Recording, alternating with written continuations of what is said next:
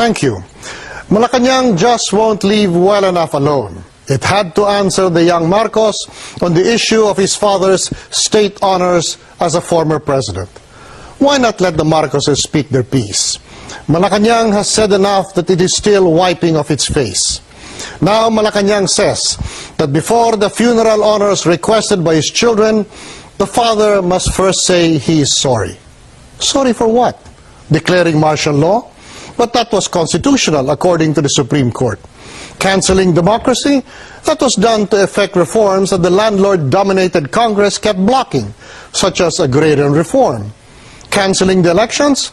No, it just did that, to effect political reforms in arm. Changing the Constitution? We were about to do it with an elected convention of delegates for sale, whose only independent initiative was the unconstitutional proposal to disqualify the wife of the sitting president from seeking election for his place, an inalienable right that no constitution can deny. Getting an authoritarian constitution passed around with fried chicken and pancit, well, we still do that in every election. Rigging elections? Marcos never did that. He won the presidency 2 times fair and square and by landslides. Under martial law, he never paid for a vote that he could get by fear. Stealing in public office, police. Post-EDSA presidents make him an amateur by comparison. Pray then, for what must Marcos apologize?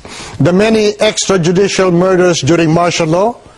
But there have been many more murders since. And pray tell, how shall a dead man apologize?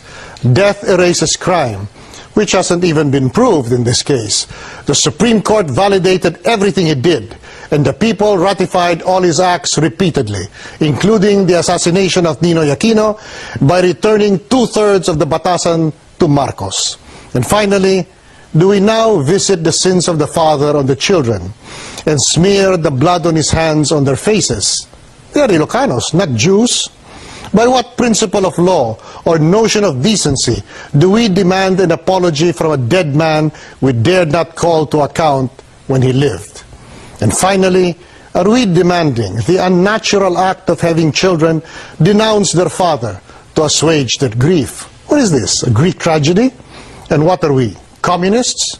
If we cannot have intelligence in government, let us at least have good taste. Back to you.